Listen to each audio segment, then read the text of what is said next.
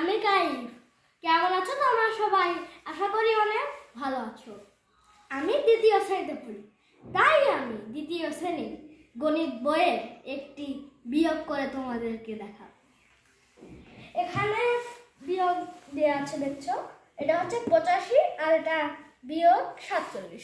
85 বিয়োগ 47, আসলে এই 5টা হলো একক আর এই 8টা, হ্যাঁ 8টা হলো দশক।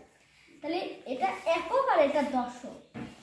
কিন্তু এখানে কিন্তু বিয়োগ করতে গিয়ে একটা সমস্যা আছে। এই দেখো, এটা 5 আর এটা 7। তাহলে এই 5 কিন্তু ছোট আর 7টা কিন্তু বড়। তাহলে এখান থেকে কিন্তু আমরা জানি যে বড় আর ছোট বিয়োগ করা যায় না।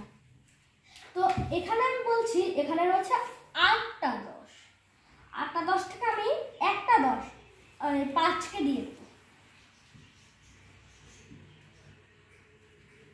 5কে দিয়ে দিলে 1 10 5 15 হয়ে গেল। কিন্তু মানে 1 10 5 15, আর 15 থেকে আমি 7 বিয়োগ করব। 8 9 10 11 12 13 14 15। এই যে 4 4 8, এখানে হবে 8।